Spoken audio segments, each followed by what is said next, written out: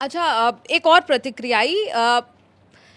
एक व्यक्ति ने कहा कि अगर वेतन फिटमेंट 3 के नीचे हुआ तो 2027 और 2029 में सरकार को कर्मचारी ही तगड़ा झटका देगा। आपको लगता है कि वोटों में, चुनावी राजनीति में भी इसका नुकसान होगा अगर इस तरह का विलंब रहा, ढील ढाल रवैया रहा सरकार का? कुछ तो इसका असर पड़ा है, मैं इससे इनकार नहीं करता हूँ, क्योंकि पिछले लोकसभा चुनावों में जो सरकार को थोड़ा सा झटका लगा, उनमें भले ही वो जोर का झटका धीरे से लगे वाली बात हो, लेकिन थोड़ा सा झटका तो सरकार को, सरकारी कर्मचारियों ने देने का काम किया। और सरकार को उसके बाद उसकी थोड़ी सी तंद्रा भी टूटी है, और उसने ये भी सरकारी कर्मचारी भी उनके जो है वो एजेंडे में शामिल हो गए हैं, वो भी उनके एजेंडे में शामिल हैं। और उसके बाद में बहुत सारी चीज़ें, जैसे इनकम टैक्स में जो है वो बढ़ोतरी करना, पे कमीशन का अनाउंसमेंट करना, तो ये सारी चीज़ें जो हैं वो सरकार ने सरकारी कर्मचारियों को जो लेने का काम किया, वो मैं समझता हूँ कि उसी का एक परिणाम था।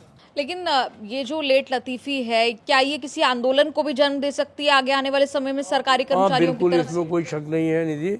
अगर इसमें बहुत लेट लतीफ़ी होगी तो सरकारी कर्मचारी का धैर्य टूट रहा है, और निश्चित तौर पर जेसीएम स्टाफ साइड में भी बहुत पॉपुलर डिमांड उठ रही है कि अगर सरकार फैसला नहीं करती है तो हम लोगों को बैठ करके कोई फैसला करना चाहिए और एक आंदोलन की रूपरेखा तय करनी चाहिए। अभी तक हम लोग चूँकि अधिकारियों के उस पर हैं, और हमको उम्मीद है कि ये जल्दी हो जाएगा, लेकिन अगर एक आध महीने में नहीं होगा तो निश्चित तौर पर हम लोग कुछ ना कुछ फैसला करेंगे आंदोलन के लिए। अच्छा, अगर मान लिया जाए कि सरकारी जॉब में 18 की सैलरी 54 हो जाएगी तो प्राइवेट जॉब पर क्या असर इसका पड़ेगा? बहुत सारे प्राइवेट जॉब्स ऐसे हैं जो कि सरकारी लोग नौकरी छोड़ करके वहाँ इसीलिए जाते हैं कि वहाँ पर पैकेजेस जो हैं वो इससे अच्छे हैं। बहुत सारे लोग इसी वजह से जाते हैं। आजकल प्राइवेट सेक्टर में बहुत जगह बहुत अच्छी तनख्वाहें हो गई हैं, तो अगर कंपैरिजन करना है तो अच्छे वालों से करना चाहिए।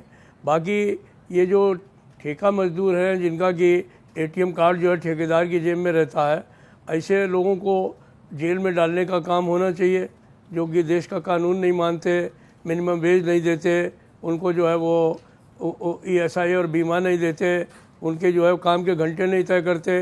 तो ये सरकार का काम है कि ये जो इस तरीके के शोषण करने वाले लोग हैं उनको बजाय रोजगार करने देने के उनको जेल में भेजें। लेकिन अगर हमारी तुलना करनी है तो फिर उन लोगों से करिए जिनको कि 12 लाख का पैकेज है, 18 लाख का पैकेज है।